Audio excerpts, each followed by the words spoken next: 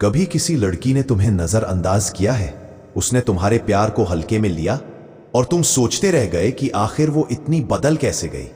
तो सुनो, आज मैं तुम्हें वो मनोवैज्ञानिक रास्ता बताऊंगा जिससे तुम उसका दिमाग ऐसे मोड़ोगे कि वो खुद अपनी सोच से तुम्हारे प्यार में पागल होने लगेगी। ये कोई जादू नहीं, ये माइंड गेम है और इसे जीतना हर किसी के बस की बात नहीं। स्वागत है तुम्हारा द स्टोइक राज में। देखो, दुनिया में सबसे बड़ी ताकत किसी के दिल पर नहीं बल्कि उसके दिमाग पर हावी होने की होती है, क्योंकि दिल वही जाता है जहां दिमाग दिशा देता है। अक्सर हम ये भूल जाते हैं कि रिश्ते सिर्फ इमोशन से नहीं चलते, वो एक मनोवैज्ञानिक खेल होते हैं जहां जो अपने आप को कंट्रोल कर लेता है वो सामने वाले के अंदर तूफान खड़ा कर देता है। आज द स्टोइक राज में हम बात करेंगे उस खेल की जहां तुम किसी को जबरदस्ती नहीं बल्कि सूक्ष्मता से अपने वजूद, अपने रहस्य और अपने भावनात्मक संतुलन से इतना प्रभावित कर देते हो कि वो खुद अपने मन से तुम्हारी ओर झुकने लगती है। याद रखो, यह ब्रेन वॉश किसी को मिटाने, यह उस पर असर छोड़ने की कला है जो तुम्हें भी ऊंचा उठाती है और सामने वाले को तुम्हारे असर से बाहर नहीं जाने देती। तो चलो शुरू करते हैं। पार्ट 1, परिचय और मनोवैज्ञानिक जमीन तैयार करना। तुम्हारे अंदर एक ऐसी तासीर है जो चुपके से किसी का ध्यान खींच सकती है। यह ना तो सिर्फ दिखावा है, न ही बेतहाशा कोशिश। यह एक गंभीर, ठंडी और सूक्ष्म समझ है। जब मैं कहता हूं उसका ब्रेन वॉश कर दो, तो मैं किसी जादू या जबरन परिवर्तन की बात नहीं करता। मैं बात कर रहा हूं उस कला की जो तुम्हें खुद को इतना आकर्षक, इतना अनपेक्षित और इतना अपरिहार्य बना दे कि सामने वाला खुद अपने आप बदलने लगे। पहले कदम है खुद को अनमोल बनाना।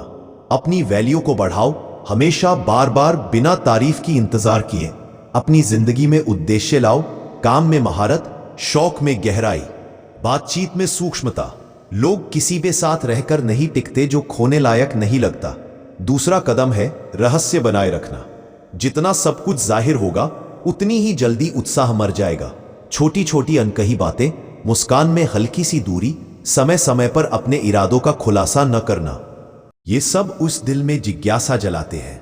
तीसरा, भावनात्मक स्थिरता। कोई भी व्यक्ति आकर्षित होता है जब सामने वाला खुद पर नियंत्रण रखता है। भावनात्मक चंचलता आकर्षण को मिटा देती है। शांत रहो, अपनी भावनाओं को संभालो और जरूरत पर मजबूती दिखाओ। चौथा, सीमाएं तय करो।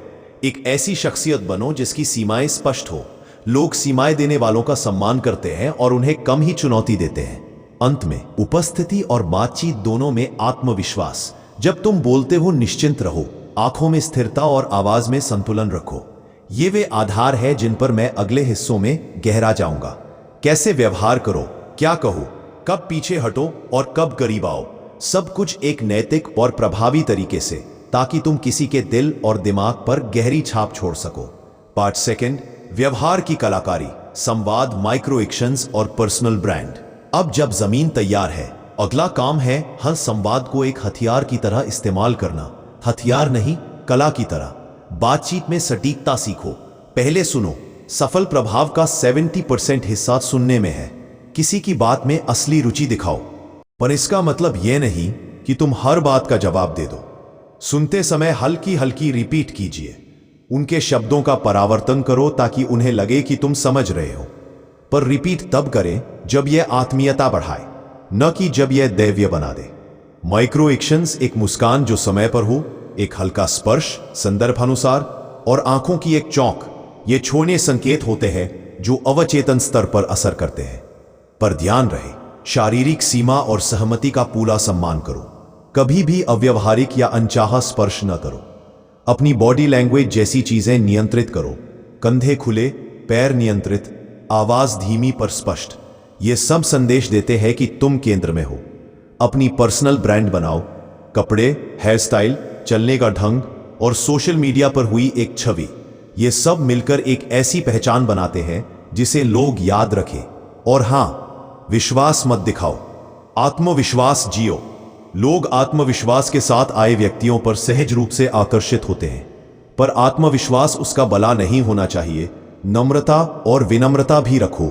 ये तुम्हारे चरित्र को इंसानियत देते हैं और भावनात्मक जुड़ाव बनाते हैं। याद रखो, असर तब तक टिकता है जब सामने वाले को लगे कि तुम संपूर्ण हो, सम्माननीय हो और कभी कभी पहुंच से बाहर भी।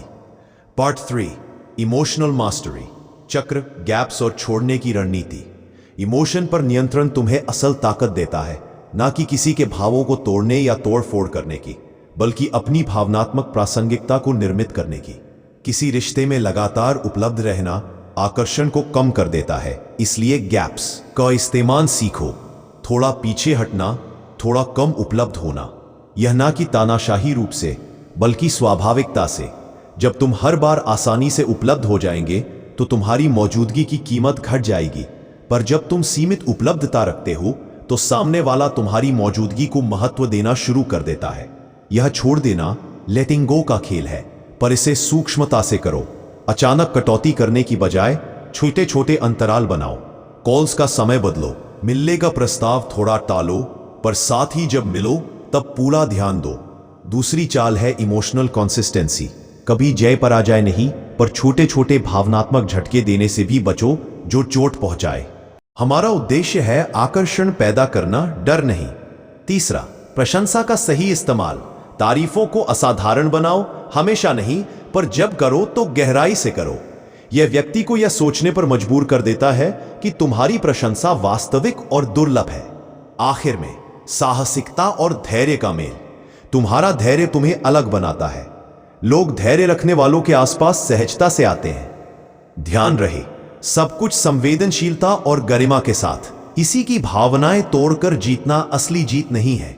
असली जीत है कि सामने वाला चाहकर अपने मन से तुम्हारी ओर खींचता है।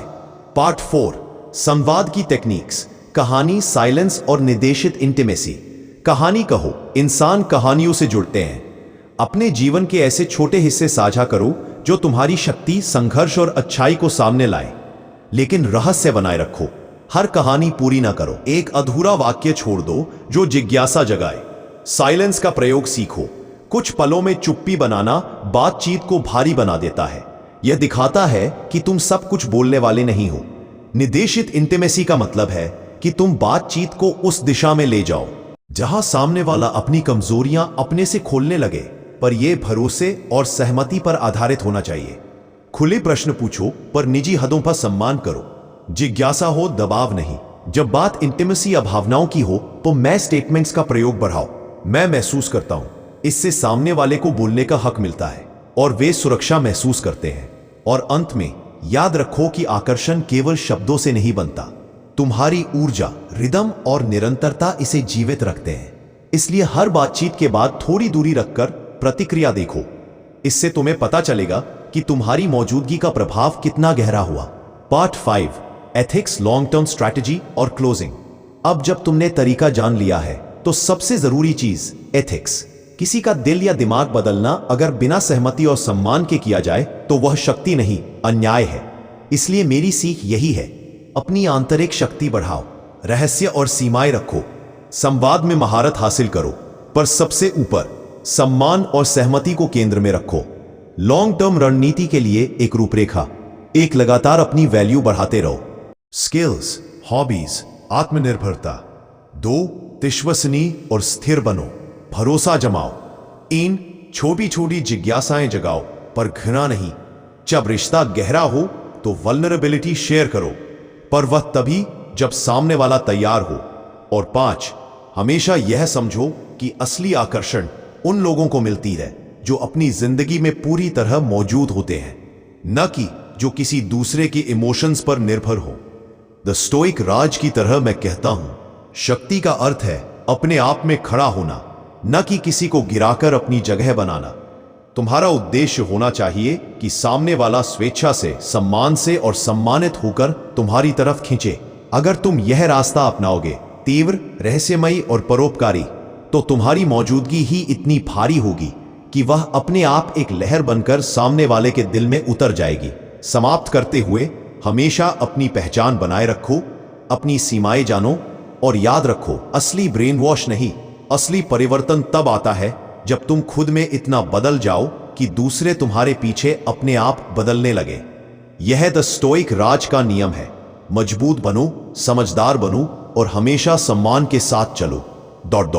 याद रखना, असली जीत तब नहीं होती जब कोई तुम्हारे लिए गिर जाए। असली जीत तब होती है जब वो तुम्हारे ना होने पर भी तुम्हारे बारे में सोचना बंद ना कर पाए। जब उसकी दुनिया में बहुत कुछ हो फिर भी उसका मन तुम्हारे इर्द गिर्द घूमता रहे। यह ताकत किसी जादू से नहीं आती, यह आती है आत्मनियंत्रण से, रहस्य से और उस समझ से जो हर कोई नहीं रखता। तो अगली बार जब तुम किसी रिश्ते में जाओ, उसे बदलने की कोशिश मत करना। खुद को इतना गहराई से समझो कि वो खुद तुम्हें समझने के लिए बेचैन हो जाए। यही असली ब्रेन वॉश है, यही असली नियंत्रण और यही पहचान है द स्टोइक राज की। मिलते हैं अगले वीडियो में, जहां हम और गहराई में उतरेंगे दिमाग, इमोशन और अट्रैक्शन की इस रहस्यमयी दुनिया में। तब तक याद रखना, stay calm, stay powerful. Video को एंड तक देखने के लिए थैंक यू सो मच।